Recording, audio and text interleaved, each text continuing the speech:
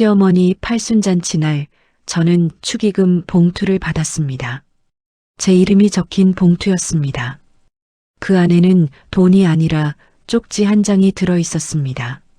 넌 오늘 이 집에서 나가라. 30년을 버텼는데 딱 오늘 제 인생이 끝나는 줄 알았습니다. 그런데 끝난 건 제가 아니었습니다. 저는 박순자입니다. 올해로 62이 됐습니다. 거울을 보면 낯선 얼굴이 보입니다. 주름이 깊어졌습니다. 머리도 많이 셌습니다. 그런데 이상하게도 눈빛만은 아직 28 그대로인 것 같습니다. 그 눈빛이 뭔지는 저도 잘 모릅니다. 기다림인지 체념인지 아니면 아직 꺼지지 않은 무언가인지 28배 시집을 왔습니다. 1992년 봄이었습니다. 벚꽃이 지던 날이었습니다. 결혼식장 앞에 벚나무가 한 그루 있었는데 바람이 불 때마다 꽃잎이 우수수 떨어졌습니다. 그게 왜 그리 슬퍼 보였는지 친구들은 낭만적이다고 했는데 저는 그날 이상하게 마음이 무거웠습니다.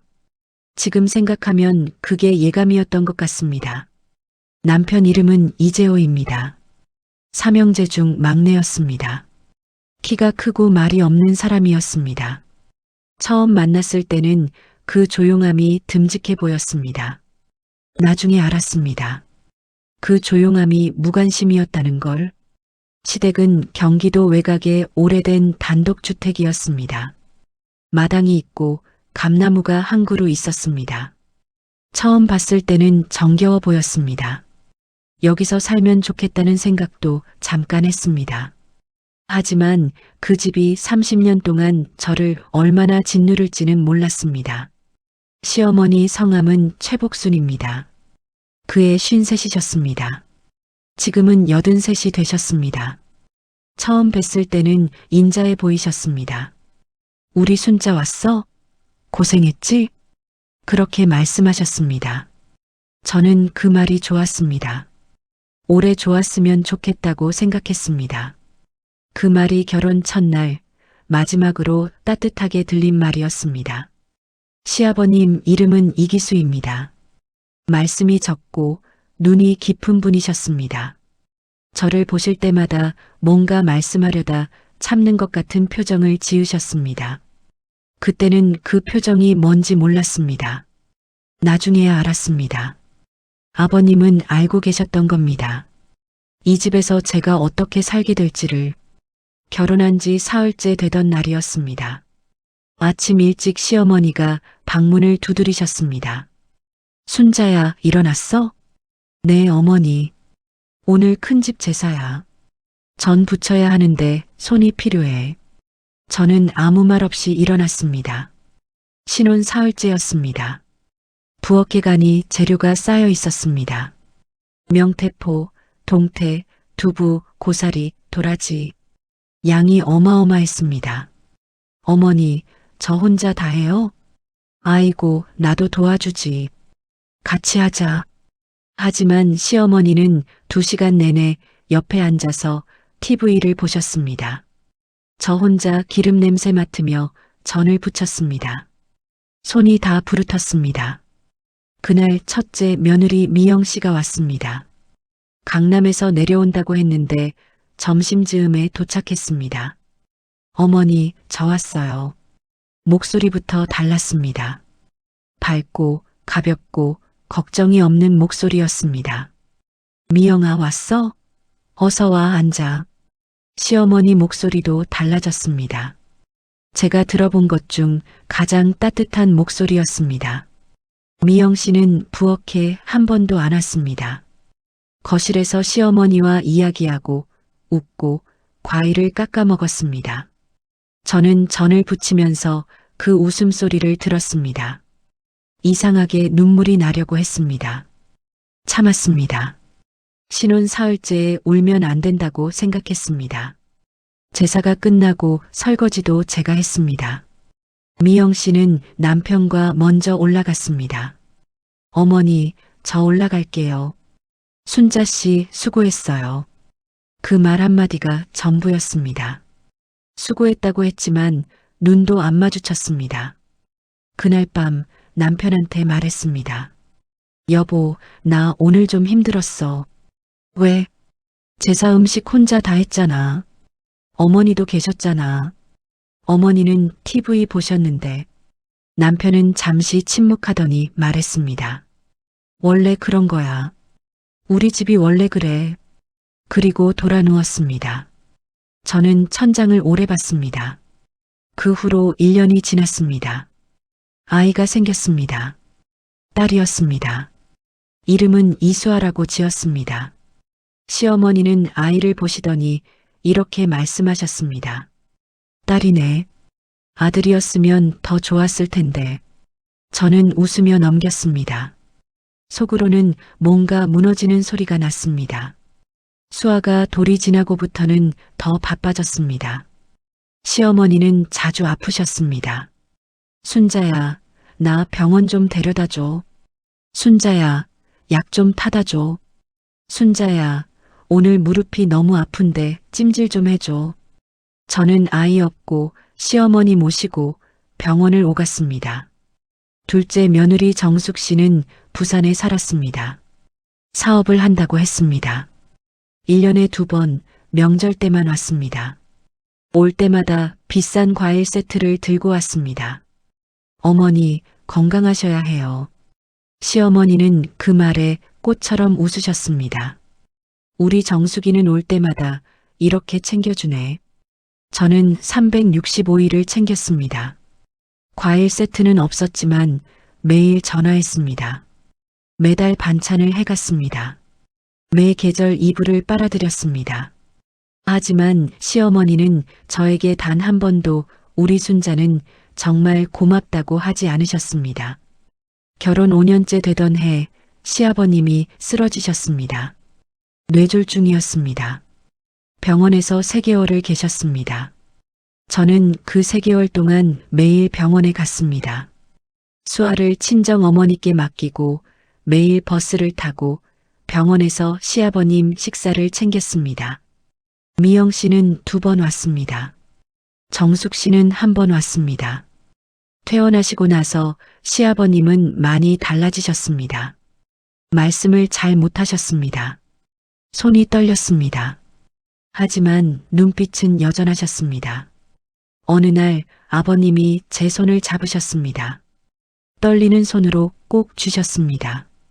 아무 말도 못하셨지만 뭔가 전해지는 게 있었습니다. 그때 저는 울었습니다. 아버님 앞에서 처음 운 날이었습니다. 아버님은 그해 겨울에 돌아가셨습니다. 결혼한 지 3년이 채 안 됐을 때였습니다. 장례를 치르는 내내 저는 밥을 했습니다. 조문객이 100명이 넘었습니다. 저는 3일 동안 거의 잠을 못 잤습니다. 미영 씨와 정숙 씨는 상주석에 앉아 있었습니다. 저는 부엌에 있었습니다. 아버님이 돌아가시고 나서 시어머니는 더 외로우셨습니다. 그 외로움이 저한테로 왔습니다. 순자야, 오늘 와서 같이 있어줘. 순자야, 오늘 심심하다. 같이 밥 먹자. 순자야, 너 없으면 나 어떡해.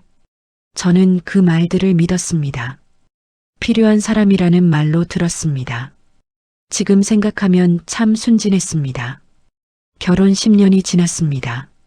수아는 초등학생이 됐습니다. 저는 파트타임 일을 시작했습니다.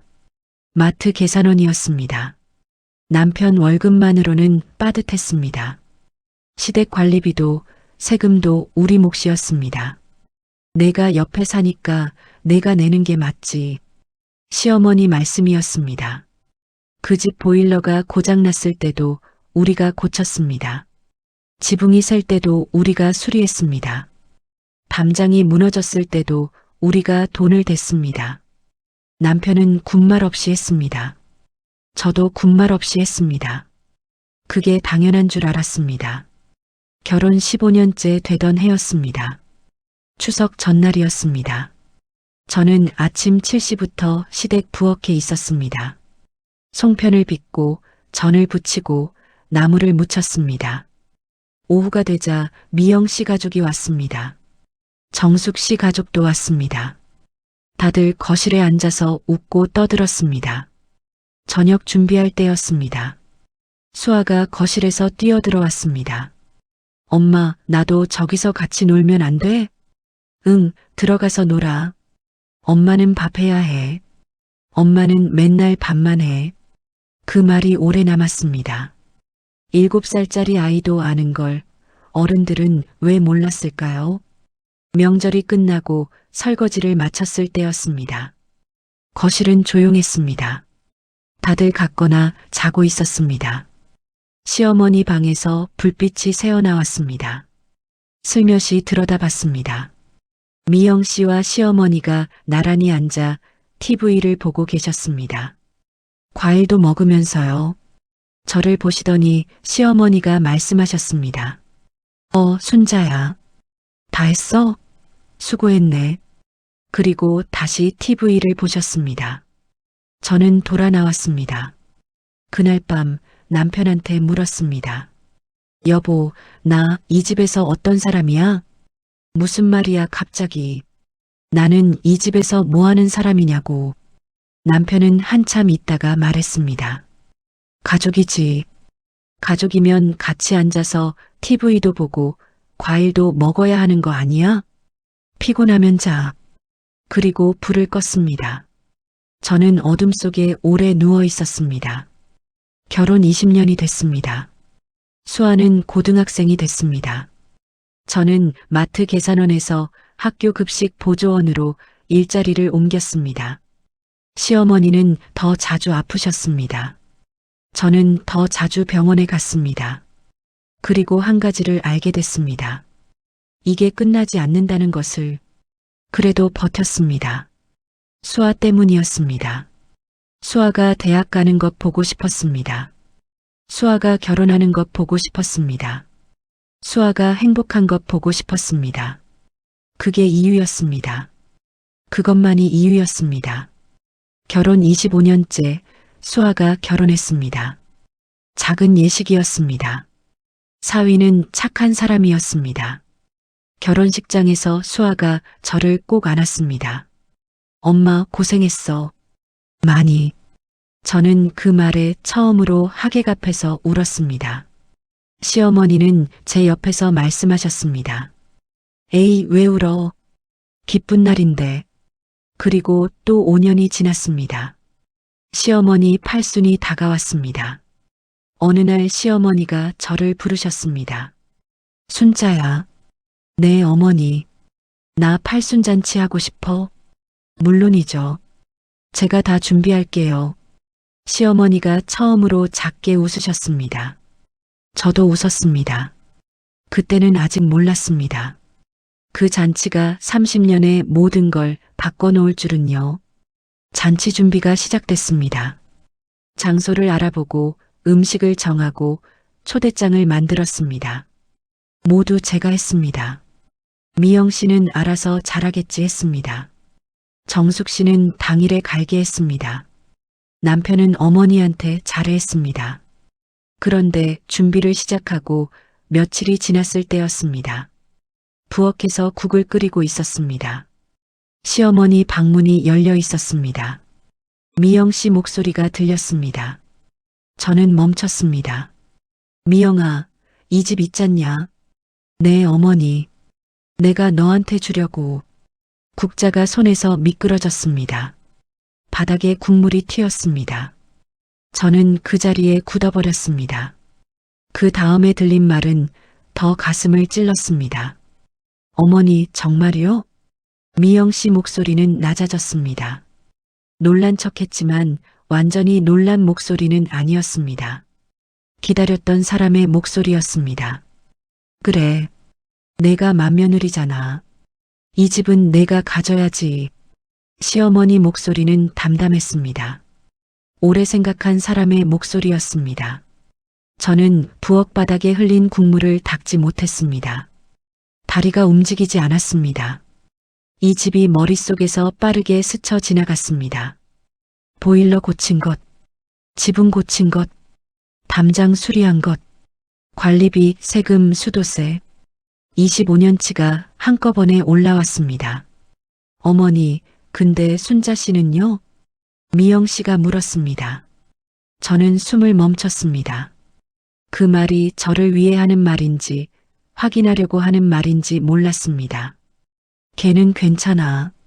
남편이랑 살면 되지, 뭐. 시어머니가 말씀하셨습니다. 짧았습니다. 그 짧음이 30년을 요약했습니다. 그래도 많이 고생했잖아요. 고생은 뭐, 남편이랑 같이 한 거지. 재호가 아들이니까 당연히 한 거야. 당연히. 그 단어가 귀에서 맴돌았습니다. 30년이 당연한 것이었습니다. 저는 조용히 국자를 들었습니다. 불을 껐습니다. 앞치마를 벗었습니다. 그리고 집으로 왔습니다. 아무도 제가 간 것을 몰랐습니다. 집에 오자마자 거실 소파에 앉았습니다. 한참 아무것도 하지 않았습니다. 눈물이 나지 않았습니다. 너무 커서 눈물도 안 나왔습니다. 저녁에 남편이 들어왔습니다. 밥은? 아직? 왜? 어디 아파? 저는 천천히 말했습니다. 여보, 어머니가 그 집 미영 씨한테 준대. 남편이 멈췄습니다. 외투를 벗다가 멈췄습니다. 알고 있었어? 아니, 처음 듣는데. 어떻게 생각해? 남편은 소파에 앉았습니다. 한참 말이 없었습니다. 저는 기다렸습니다. 무슨 말이 나올까 기다렸습니다. 분노해 줄 거라고. 어머니, 이건 아니다라고 말할 거라고. 어머니 재산이니까 어머니 뜻대로 해야지. 저는 더 이상 아무 말도 하지 않았습니다. 부엌으로 가서 밥을 했습니다. 국을 끓였습니다. 밥상을 차렸습니다. 그리고 앉아서 밥을 먹었습니다. 아무 말 없이 그날 밤 잠이 오지 않았습니다. 천장을 봤습니다. 25년치 기억이 올라왔습니다. 그 집 감나무가 생각났습니다. 가을마다 감을 따서 곶감을 만들었습니다. 시어머니가 드시고 싶다고 해서요. 처음엔 많이 힘들었습니다. 곶감 만드는 게 쉽지 않았습니다. 껍질을 일일이 벗기고 끈에 묶고 바람이 잘 통하는데 걸어야 합니다. 한 달을 기다려야 합니다. 시어머니는 그걸 드실 때마다 미영 씨한테 보내셨습니다. 미영이가 곶감 좋아하거든. 저는 그 말에도 웃었습니다. 그냥 웃었습니다. 그게 제 방식이었습니다. 다음 날 아침이었습니다. 시어머니한테서 전화가 왔습니다. 순자야, 어제 왜 갔어? 국은? 죄송해요, 어머니. 몸이 안 좋아서요. 어머, 그래. 많이 아파? 아니요, 괜찮아요. 그래, 오늘 와서 마저 해줘야지. 저는 네 했습니다. 그리고 또 갔습니다. 국을 마저 끓였습니다. 그게 제 문제였습니다. 화가 나도 갔습니다. 억울해도 갔습니다. 서러워도 갔습니다. 그러니까 아무도 몰랐습니다. 제가 어떤지. 잔치 준비는 계속됐습니다. 장소는 동네 한정식집으로 정해졌습니다. 200명 규모였습니다. 저는 초대 명단을 정리했습니다. 시어머니 친구분들, 친척들, 동네 이웃들. 미영 씨가 내려온 건 잔치 3주 전이었습니다. 어머니 왔어요. 시어머니가 환하게 맞으셨습니다. 저는 부엌에서 손님 맞을 음식을 준비하고 있었습니다. 미영 씨가 부엌 문을 열었습니다. 아, 순자 씨도 왔어요? 저는 웃었습니다. 네, 언니. 고생이 많다. 이것 좀 먹어요. 과자 한 봉지를 내밀었습니다. 저는 받았습니다. 감사합니다 했습니다. 미영 씨는 거실로 갔습니다. 저는 과자 봉지를 내려다봤습니다. 3,000원짜리 과자였습니다. 25년치 고마움이 과자 한 봉지였습니다. 그날 저녁 미영 씨와 시어머니가 이야기하는 걸 들었습니다. 잔치 당일에 어떻게 할까요, 어머니? 아이고, 미영아, 내가 다 알아서 해줘. 제가요? 그럼 제가 진행할게요. 근데 순자 씨는? 순자는 음식 담당이지 뭐. 아, 네. 그러면 순자 씨는 주방에 있으면 되겠네요. 그래, 그게 낫겠다. 저는 방에서 그걸 들었습니다. 잔치 내내 주방에 있으라는 뜻이었습니다. 200명 앞에 앉지도 말라는 뜻이었습니다. 30년을 함께한 잔치에서 저는 없는 사람이었습니다. 다음 날 아침이었습니다. 미영 씨가 저한테 왔습니다. 순자 씨, 잔치 당일에 말이에요. 네, 언니. 손님들한테 인사하면서 돌아다니면 좀 그러니까 주방에 있어 줄 수 있어요? 저는 미영 씨를 봤습니다. 웃고 있었습니다. 당연한 걸 부탁하는 사람의 얼굴이었습니다. 제가 주방에만 있으라고요? 네. 어머니도 그게 낫겠다고 하셨어요. 언니, 그거 어머니가 직접 말씀하신 거예요? 네, 어머니랑 얘기했죠. 저는 더 이상 아무 말도 하지 않았습니다. 알겠어요 했습니다. 미영 씨는 고마워요 하고 갔습니다. 그날 오후 시어머니 방에 들어갔습니다. 어머니, 응, 왜? 시어머니는 드라마를 보고 계셨습니다. 저도 잔치날 같이 앉으면 안 될까요? 시어머니가 저를 봤습니다. 잠깐 봤습니다. 그리고 드라마로 시선을 돌리셨습니다. 순자야, 넌 음식 담당이잖아. 잘하잖아. 어머니, 저도 가족인데. 가족이니까 하는 거지. 잘해야 창피 안 당하지. 창피. 그 단어가 박혔습니다. 내가 나가면 창피하다는 뜻이었습니다. 30년을 살았는데 저는 이 집에서 창피였습니다. 방에서 나오면서 눈물이 나오려고 했습니다. 참았습니다. 시어머니 앞에서는 울지 않겠다고 오래전에 결심했습니다. 집으로 돌아와서 수아한테 전화했습니다. 수아야. 응, 엄마. 왜? 아니, 그냥. 잘 있어? 응, 잘 있지. 엄마는? 응, 나도 잘 있어. 엄마, 목소리가 왜 그래? 아니야, 괜찮아. 엄마. 아니야, 끊어. 밥 먹어. 전화를 끊고 한참 앉아 있었습니다. 30년이 지나도 제 편은 수아뿐이었습니다. 그날 밤이었습니다. 모르는 번호로 전화가 왔습니다. 받을까 말까 잠깐 생각했습니다. 받았습니다. 박순자 씨 맞으시죠? 네, 그런데요. 저 김명숙이라고 합니다. 이 동네 법무사예요. 네, 드릴 말씀이 있어서요. 어머니 팔순잔치 전에 꼭 만나야 할 것 같아서 목소리가 낮고 조심스러웠습니다. 무언가를 오래 품고 있다가 내놓는 목소리였습니다. 무슨 일이신데요? 전화로는 말씀드리기 어렵고요. 내일 오전에 잠깐 뵐 수 있을까요? 저는 한참 생각했습니다. 사기일 수도 있다고 생각했습니다. 이상한 일일 수도 있다고 생각했습니다. 그런데 목소리가 이상하지 않았습니다. 오히려 진지했습니다. 무거웠습니다. 네, 알겠습니다. 전화를 끊고 오래 앉아 있었습니다. 뭔지는 몰랐습니다. 하지만 뭔가가 달라지려고 한다는 느낌이 왔습니다. 그 느낌이 어디서 오는지 몰랐습니다. 하지만 다음 날 아침 저는 모든 것을 알게 됐습니다. 다음 날 아침이었습니다. 약속 장소는 동네 작은 카페였습니다. 저는 10분 먼저 도착했습니다. 창가 자리에 앉아서 커피를 시켰습니다. 5분쯤 지났을 때 여자 한 명이 들어왔습니다.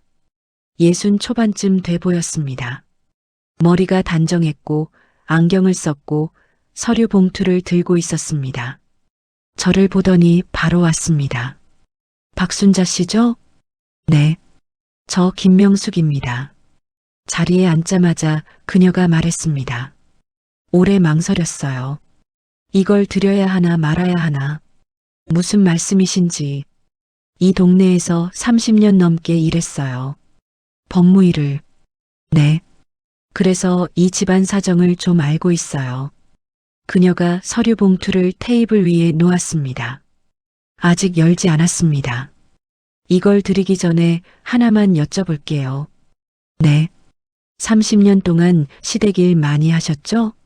저는 뭐라고 답할지 몰랐습니다. 네, 그랬죠. 시댁 관리비, 수리비, 세금 같은 것도요? 네. 그러면서 서운한 적 많으셨겠네요. 대답 안 하셔도 알 것 같아요. 그녀가 봉투를 열었습니다. 서류 한 장을 꺼냈습니다. 종이가 낡아 있었습니다. 오래된 것이었습니다. 이게 뭔가요? 이기수 씨 유언장입니다. 이기수, 시아버님 이름이었습니다. 아버님이 유언장을요? 네. 돌아가시기 한 달 전에 작성하셨어요. 제가 공증했습니다. 왜 이제야? 시어머님이 공개하지 말라고 하셨어요. 제가 30년 넘게 지켰습니다. 저는 서류를 봤습니다. 손이 떨렸습니다. 글씨가 흐릿했습니다. 눈이 제대로 초점을 잡지 못했습니다. 천천히 읽었습니다. 본인 이기수는 정신이 온전한 상태에서 다음과 같이 유언합니다. 본인 소유의 경기도시 동번지 주택은 막내 며느리 박순자에게 상속합니다. 이유는 단 하나입니다. 이 집을 진심으로 지킬 사람은 순자뿐이기 때문입니다. 저는 읽다가 멈췄습니다. 다시 읽었습니다. 또 읽었습니다. 눈물이 떨어졌습니다. 막으려고 했는데 막아지지 않았습니다. 카페 안에 다른 손님도 있었는데 상관없었습니다. 왜 이제야 주시는 거예요? 저도 오래 고민했어요. 근데 이번에 어머님이 집을 큰 며느리한테 넘긴다는 걸 들었어요. 그걸 어떻게 해? 동네가 좁잖아요. 등기 변경 얘기가 나오면 알게 되거든요. 김명숙 씨가 차를 한 모금 마셨습니다. 법적으로는 이 유언장이 유효합니다. 공증이 돼 있으니까요. 그럼 어머님이 임의로 다른 사람한테 넘길 수 없어요. 이 유언장이 있는 한 저는 한참 울었습니다. 소리 없이 울었습니다. 30년이 흘러가는 것 같았습니다. 아버님이 생각났습니다. 병원에서 제 손을 잡던 그 손. 말씀을 못 하셨지만 눈빛으로 뭔가를 전하려 하셨던 것. 그게 이거였구나. 아버님이 알고 계셨던 거네요. 네. 아버님이 그러셨어요. 순자는 이 집을 집으로 알고 살 아이라고. 저는 그 말에 또 울었습니다. 한 사람은 알고 있었습니다. 30년 동안 딱 한 사람은 알고 있었습니다. 카페에서 나온 건 2시간이 지나서였습니다. 김명숙 씨는 서류 원본과 복사본을 다 주셨습니다. 잔치 전에 어떻게 하실지는 순자 씨 결정이에요. 네. 근데 등기 변경 신청이 들어오면 저도 더는 못 막아요. 알겠습니다. 집으로 걸어오는 길이 길었습니다. 봄이었는데 바람이 차가웠습니다. 서류를 꼭 쥐고 걸었습니다. 집에 들어와서 소파에 앉았습니다. 서류를 테이블 위에 놓았습니다. 한참 봤습니다. 어떻게 해야 할까? 당장 시어머니한테 가야 하나? 남편한테 먼저 말해야 하나? 변호사를 알아봐야 하나? 그런데 이상하게 서두르고 싶지 않았습니다. 30년을 기다렸습니다. 며칠 더 기다릴 수 있었습니다. 그날 저녁이었습니다. 시어머니한테서 전화가 왔습니다. 순자야, 내일 잔치 음식 업체 미팅 있는데 같이 가줘. 네, 어머니. 그리고 꽃 장식 업체도 알아봐야 하는데. 알겠습니다. 수고해라. 전화를 끊었습니다. 서류를 서랍에 넣었습니다. 그리고 메모장을 꺼냈습니다. 내일 확인할 업체 목록을 적었습니다. 이상했습니다. 그 서류가 있다는 걸 알면서도 저는 여전히 하고 있었습니다. 왜인지 알았습니다. 이건 복수를 위한 게 아니었습니다. 마지막으로 제대로 해내고 싶었습니다. 30년의 마지막을 제대로. 잔치 일주일 전이었습니다. 모든 준비가 거의 다 됐습니다. 음식, 꽃, 사회자, 자석 배치, 현수막. 저 혼자 다 했습니다. 그날 미영 씨가 또 내려왔습니다. 어머니, 저 왔어요. 어서 와, 미영아. 다음 주가 잔치네요. 설레지 않아요? 그럼 설레지. 저는 부엌에서 저녁을 준비하고 있었습니다. 미영 씨가 거실에 앉아서 말했습니다. 근데 어머니, 잔치 끝나고 등기 언제 옮길 거예요? 저는 손을 멈췄습니다. 다음 달에 하려고. 법무사 알아봤어. 저도 같이 가요? 그럼 같이 가야지. 저는 계속 칼질을 했습니다. 두부를 잘랐습니다. 그 소리가 유독 크게 들렸습니다. 저녁을 차리고 같이 먹고 설거지를 했습니다. 미영 씨는 거실에서 시어머니랑 TV를 봤습니다.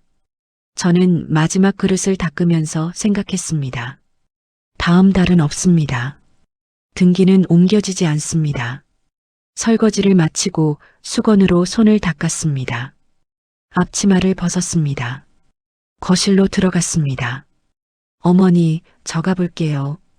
그래, 수고했어. 미영 씨는 저를 보지 않았습니다. TV를 봤습니다. 신발을 신다가 멈췄습니다. 현관 옆에 액자가 하나 있었습니다. 온 가족 사진이었습니다. 10년 전에 찍은 것이었습니다. 큰아들 가족, 둘째 아들 가족, 막내 아들 가족. 시어머니를 가운데 두고 다들 웃고 있었습니다. 저도 웃고 있었습니다. 그 사진 속 저는 맨 끝에 있었습니다. 반쯤 잘렸습니다. 액자 크기에 비해 사람이 많아서 맨 끝 사람들이 좀 잘렸습니다. 저랑 수아가 반쯤 잘려 있었습니다. 저는 그 사진을 오래 봤습니다. 그리고 밖으로 나왔습니다. 잔치 사흘 전이었습니다. 미영 씨가 쪽지를 건넸습니다. 봉투 안에 들어 있었습니다. 제 이름이 적혀 있었습니다. 순자 씨, 이거. 네. 이게 뭐예요?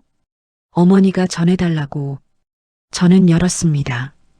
쪽지가 들어 있었습니다. 넌 오늘 이 집에서 나가라. 글씨가 시어머니 필체가 아니었습니다. 미영 씨 글씨였습니다. 저는 미영 씨를 봤습니다. 미영 씨는 제 눈을 피했습니다. 어머니가 그렇게 말씀하셨어요. 저는 봉투를 접었습니다. 주머니에 넣었습니다. 알겠어요. 그게 전부였습니다. 집으로 돌아오는 길에 수아한테 문자를 보냈습니다. 수아야, 잔치날 올 수 있어? 응, 엄마. 갈게. 왜? 그냥 내 얼굴 보고 싶어서. 엄마, 무슨 일 있어? 아니, 와서 엄마 옆에 있어줘. 알았어. 엄마. 수아의 답장을 보면서 생각했습니다. 이제 사흘 남았습니다. 서류는 서랍에 있었습니다. 쪽지는 주머니에 있었습니다. 저는 준비가 됐습니다. 그런데 잔치 전날 밤 예상하지 못한 일이 또 생겼습니다. 잔치 전날 밤이었습니다. 저는 내일 입을 옷을 골랐습니다. 어떤 옷을 입을까 오래 생각했습니다. 결국 진한 청색 저고리를 골랐습니다. 오래된 옷이었습니다. 그래도 제일 단정한 옷이었습니다. 밤 11시가 넘었을 때 전화가 왔습니다. 수아였습니다. 엄마 자? 아니, 깨 있어. 나 내일 일찍 갈게. 아침에. 그래 와. 엄마, 진짜 괜찮아? 응. 엄마 목소리가 이상해. 안 이상해. 엄마. 왜? 나 엄마 편이야. 무슨 일이 있어도. 저는 한참 말을 못했습니다. 알아. 진짜야. 알아, 수아야. 전화를 끊고 잠을 자려고 했습니다. 잠이 오지 않았습니다. 새벽 1시였습니다. 남편이 자는 걸 확인했습니다. 서랍을 열었습니다. 서류를 꺼냈습니다. 다시 한번 읽었습니다. 이 집을 진심으로 지킬 사람은 순자뿐이기 때문입니다. 아버님 글씨가 흔들렸습니다. 돌아가시기 한 달 전 손이 이미 많이 떨리셨을 때였습니다. 그래도 쓰셨습니다. 꼭 쓰셔야 했던 것이었습니다. 저는 그 서류를 들고 아버님 기일에 대해 생각했습니다. 해마다 챙겼습니다. 시어머니가 챙기는 날이 아니라 제가 챙기는 날이었습니다. 시어머니는 제삿날에 순자야, 전 좀 붙여라 하셨습니다. 저는 붙였습니다. 그러면서 아버님 영정 앞에서 속으로 말했습니다. 아버님, 저 잘 지내고 있어요. 아버님은 알고 계셨던 겁니다. 제가 이 집에서 어떻게 살지를. 그래서 미리 써두셨던 겁니다. 30년 전에 새벽 2시였습니다. 겨우 잠이 들었습니다. 아침 6시에 눈이 떠졌습니다. 남편은 이미 일어나 있었습니다. 오늘 잔치잖아. 일찍 가야지. 응. 밥 먹고 가. 응. 밥을 차렸습니다. 둘이 먹었습니다. 아무 말이 없었습니다. 남편이 젓가락을 내려놓으면서 말했습니다. 순자야. 응. 어머니가 집 문제로 서운하지? 저는 남편을 봤습니다. 처음으로 물어봤습니다. 30년 만에 처음이었습니다. 서운하다기보다 응. 그냥 허무해. 25년 동안 관리비 냈잖아. 세금 냈잖아. 보일러 고쳤잖아. 지붕 고쳤잖아. 응. 그게 다 없는 일이 된 거잖아. 남편이 밥상을 받습니다. 한참 있었습니다. 내가 잘못했다. 저는 놀랐습니다. 그 말을 기다린 건지도 몰랐습니다. 30년 동안 한 번도 듣지 못한 말이었습니다. 내가 너한테 너무 당연하게 생각했어. 미안해. 눈물이 나려고 했습니다. 이번엔 참지 않았습니다. 두 줄기 눈물이 흘렀습니다. 여보, 응. 오늘 잔치에서 내가 하는 거 뭐든 지지해 줄 수 있어? 무슨 거? 뭐든. 남편이 저를 봤습니다. 오래 봤습니다. 그리고 말했습니다. 응. 그 한마디가 30년 만에 들은 말 중 가장 든든했습니다. 시댁에 도착한 건 9시였습니다. 잔치는 오후 12시부터였습니다. 미영 씨 가족은 이미 와 있었습니다. 정숙 씨 가족도 막 도착했습니다. 시어머니는 한복을 입고 계셨습니다. 분홍색 한복이었습니다. 화장도 하셨습니다. 오랜만에 화사해 보이셨습니다. 순자야 왔어? 네 어머니. 팔순 진심으로 축하드려요. 그래 고마워. 오늘 음식 잘 부탁해. 저는 웃었습니다. 네 어머니. 부엌에 들어갔습니다. 한정식 집에서 대부분 준비해줬지만 떡이랑 과일 같은 건 따로 챙겨야 했습니다. 저는 손을 씻고 일을 시작했습니다. 수아가 도착한 건 10시였습니다. 사위도 함께 왔습니다. 수아가 바로 부엌으로 들어왔습니다. 엄마, 저를 봤습니다. 제 표정을 읽었습니다. 엄마, 오늘 뭔가 있지? 나중에 얘기해 줄게. 나 엄마 옆에 있을게. 그래. 수아가 손을 잡았습니다. 잠깐이었습니다. 하지만 그 잠깐이 오래 갔습니다. 11시 반이었습니다. 손님들이 들어오기 시작했습니다. 저는 부엌에서 일했습니다. 시어머니는 입구에서 손님들을 맞으셨습니다. 미영 씨가 옆에 있었습니다. 저는 부엌 창문으로 그 모습을 봤습니다. 시어머니가 웃으셨습니다. 손님들이 어머, 정정하시다고 했습니다. 미영 씨가 다 준비했어요? 라고 묻는 손님도 있었습니다. 미영 씨가 웃으며 답했습니다. 다 같이 했죠, 뭐. 저는 창문에서 눈을 돌렸습니다. 국을 저었습니다. 12시가 됐습니다. 잔치가 시작됐습니다. 사회자가 마이크를 잡았습니다. 오늘 이기수 여사님의 팔순을 진심으로 축하합니다. 박수가 쏟아졌습니다. 시어머니가 앞자리에 앉으셨습니다. 큰아들 가족, 둘째 아들 가족이 양옆에 앉았습니다. 막내 아들, 즉 남편은 끝자리에 앉았습니다. 저는 부엌에 있었습니다. 점심 식사가 시작됐습니다. 저는 음식이 잘 나가는지 확인했습니다. 부족한 건 채웠습니다. 빈 그릇은 치웠습니다. 수아가 부엌으로 들어왔습니다.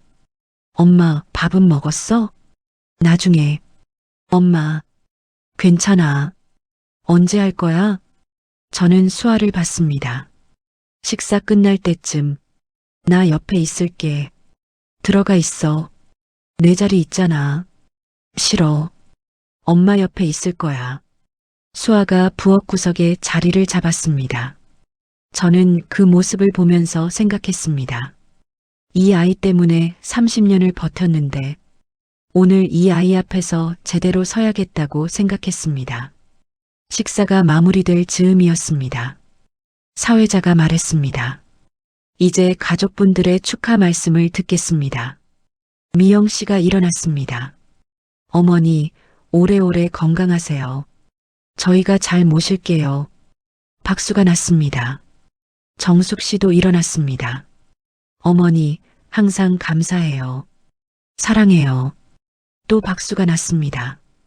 그때였습니다. 사회자가 말하기 전에 누군가가 마이크를 잡았습니다. 저였습니다. 저는 부엌에서 나왔습니다. 앞치마를 벗고 나왔습니다. 진한 청색 저고리 차림이었습니다. 200명이 저를 봤습니다. 시어머니가 저를 봤습니다. 미영 씨가 저를 봤습니다. 저는 마이크를 쥐었습니다. 떨리지 않았습니다. 이상하게 떨리지 않았습니다. 어머님, 팔순 진심으로 축하드립니다. 박수가 났습니다. 저는 잠깐 기다렸습니다. 저 오늘 어머님께 드릴 게 있어서요. 그 순간 홀 전체가 조용해졌습니다. 200명이 조용해졌습니다. 숟가락 내려놓는 소리가 들렸습니다. 누군가 기침을 했습니다. 그리고 또 조용해졌습니다. 저는 천천히 말했습니다. 서두르지 않았습니다. 30년을 기다렸습니다. 몇 초쯤은 괜찮았습니다. 제가 이 집에 시집 온 게 1992년 봄이었습니다.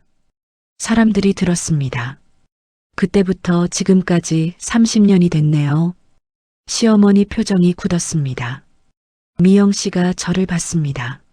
무슨 말을 하려는지 눈치채는 얼굴이었습니다. 30년 동안 제가 한 일들을 오늘 말씀드리려는 게 아닙니다. 사람들이 숨을 참았습니다. 오늘은 그냥 아버님 말씀을 전해드리려고요. 시어머니 눈이 커졌습니다. 저는 서류를 꺼냈습니다. 청색 저고리 안에 품고 있었습니다. 30년 전 아버님이 남기신 유언장입니다. 홀이 다시 한번 조용해졌습니다. 이번엔 다른 조용함이었습니다. 법적으로 공증된 문서입니다. 미영 씨가 자리에서 일어났습니다. 그게 무슨... 저는 미영 씨를 봤습니다. 조용히 고개를 저었습니다. 미영 씨가 앉았습니다. 저는 서류를 펼쳤습니다. 읽었습니다. 이 집을 진심으로 지킬 사람은 순자뿐이기 때문입니다. 조용했습니다. 그리고 어디선가 어머나가 나왔습니다. 또 어디선가 세상에가 나왔습니다. 시어머니가 입술을 움직이셨습니다. 순자야.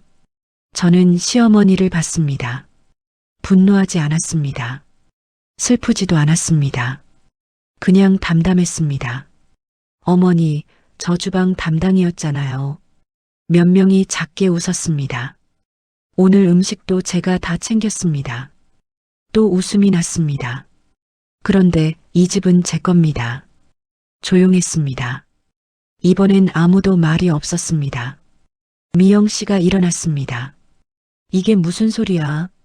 어머니가 나한테 주신다고 했는데. 저는 미영 씨를 봤습니다. 언니, 왜요? 저는 주머니에서 봉투를 꺼냈습니다. 이거 언니가 보내신 거죠?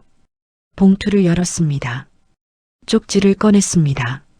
넌 오늘 이 집에서 나가라. 홀이 술렁였습니다. 저한테 이걸 보내셨잖아요. 미영 씨 얼굴이 붉어졌습니다. 그건 어머니가. 어머니 필체가 아니에요, 언니. 언니 글씨예요. 미영 씨가 입을 다물었습니다. 시어머니가 고개를 숙이셨습니다. 손이 떨렸습니다. 저는 마이크를 내려놓으려다 멈췄습니다. 한마디만 더 했습니다. 어머니, 오래 사세요. 박수가 났습니다. 처음엔 몇 명이었습니다. 그리고 퍼졌습니다. 200명 중 많은 사람들이 쳤습니다. 저는 마이크를 내려놓았습니다. 그리고 걸어갔습니다. 주방으로 가지 않았습니다. 잔치 앞자리로 걸어갔습니다. 비어있는 자리가 하나 있었습니다. 맨 앞이었습니다. 앉았습니다. 30년 만에 처음으로 잔치 자리 앞에 앉았습니다. 수아가 옆으로 왔습니다. 제 손을 잡았습니다. 꼭 잡았습니다. 아무 말 없이, 저도 아무 말 없이 잡았습니다. 남편이 반대편에 앉았습니다. 제 어깨에 손을 살짝 얹었습니다. 그것도 아무 말 없이. 잔치는 계속됐습니다. 사회자가 어색하게 진행을 이어갔습니다.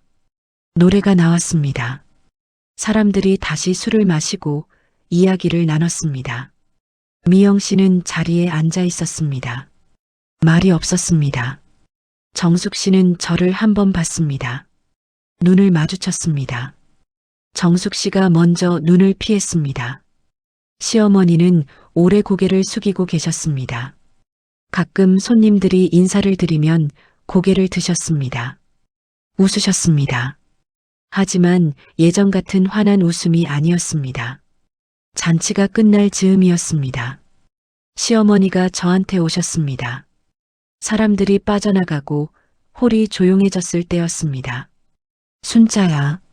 네, 어머니. 나 할 말이 있어. 말씀하세요. 시어머니가 자리에 앉으셨습니다. 저도 앉았습니다. 내가 잘못했다. 저는 가만히 들었습니다. 아버지가 그 유언장 쓴 거 나는 알고 있었어. 네. 처음엔 화가 났어. 왜 맏며느리한테 안 주고 막내 며느리한테 주냐고. 그래서 공개 안 했어. 내가 마음대로 정하면 된다고 생각했어. 시어머니 목소리가 떨렸습니다. 근데 아버지가 왜 내 이름을 썼는지는 알아. 내가 이 집을 제일 사랑했거든. 저는 눈물이 나지 않았습니다. 이미 다 울었습니다. 어머니, 응, 저도 잘못한 게 있어요. 무슨 소리야? 한 번도 제 마음을 솔직하게 말 안 했잖아요. 서럽다고 힘들다고. 그러니까 어머니도 모르셨을 거예요. 제가 얼마나 힘들었는지. 시어머니가 고개를 숙이셨습니다. 알고 있었어. 네. 알면서도 모른 척했어. 그게 내 잘못이야.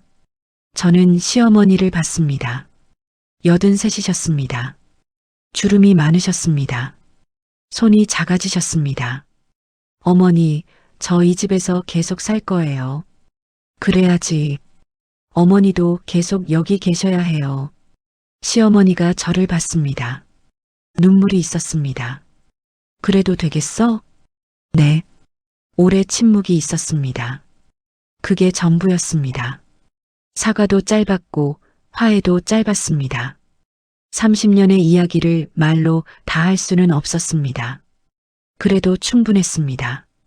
잔치가 완전히 끝나고 사람들이 다 떠났습니다. 미영 씨는 인사 없이 갔습니다. 정숙 씨는 저한테 짧게 말했습니다. 순자 씨 수고 많았어요. 이번엔 눈을 마주치고 말했습니다. 저도 눈을 마주치고 답했습니다. 네, 감사해요. 남편이 차를 가져왔습니다. 가자. 응. 차에 탔습니다. 수아도 뒷자리에 탔습니다. 출발하려는데 수아가 말했습니다. 엄마, 오늘 정말 멋있었어. 저는 백미러로 수아를 봤습니다. 멋있었어? 응, 진짜. 남편이 운전하면서 조용히 말했습니다. 나도 그렇게 생각해. 저는 차창 밖을 봤습니다. 봄이었습니다. 벚꽃이 지고 있었습니다. 32년 전 결혼식장 앞에 벚나무가 생각났습니다. 그때는 꽃잎이 지는 게 슬펐습니다. 지금은 그냥 봄이었습니다. 그 집에서 저는 지금도 살고 있습니다. 시어머니도 함께 계십니다. 예전과 다른 게 하나 있습니다. 이제는 제 집입니다. 미영 씨한테서 연락이 온 건 한 달쯤 지나서였습니다. 순자 씨, 그날은 내가 잘못했어요. 짧은 문자였습니다. 저도 짧게 답했습니다. 괜찮아요. 그게 전부였습니다. 길게 할 말이 없었습니다. 정숙 씨는 가끔 전화를 합니다. 어머니 어때요? 잘 계세요. 순자 씨도 잘 지내죠? 네, 잘 지내요. 남편은 달라졌습니다. 많이는 아닙니다. 하지만 조금 달라졌습니다. 시댁 갈 때 같이 갑니다. 설거지를 가끔 합니다. 수고했어를 먼저 말합니다. 늦었습니다. 30년이 늦었습니다. 그래도 했습니다. 시어머니는 가끔 저한테 이런 말씀을 하십니다. 순자야, 미안하다. 저는 그때마다 말합니다. 어머니, 밥 드세요. 더 할 말이 없어서가 아닙니다. 이미 충분히 했기 때문입니다. 감나무는 올해도 열렸습니다. 가을이 되면 또 곶감을 만들 겁니다. 올해는 미영 씨한테 보내지 않아도 됩니다. 우리가 먹을 겁니다. 수아가 지난달에 왔습니다. 아이를 안고 왔습니다. 제 첫 손자입니다. 감나무 아래서 아이를 안았습니다. 시어머니도 나오셨습니다. 넷이서 마당에 서 있었습니다. 시어머니가 아이를 보시면서 말씀하셨습니다. 이 집에 아이 울음소리가 났으면 했는데 저도 말했습니다. 이제 낫네요, 어머니. 시어머니가 웃으셨습니다. 오랜만에 환한 웃음이었습니다. 저도 웃었습니다. 30년을 버텼습니다. 버텼다는 게 자랑은 아닙니다. 더 일찍 말했어야 했는지도 모릅니다. 더 일찍 제 목소리를 냈어야 했는지도 모릅니다. 하지만 이것 하나는 압니다. 아버님 말씀이 맞았습니다. 이 집을 진심으로 지킨 사람은 저였습니다. 그리고 이 집은 제 겁니다. 처음으로 진심으로 제 집입니다.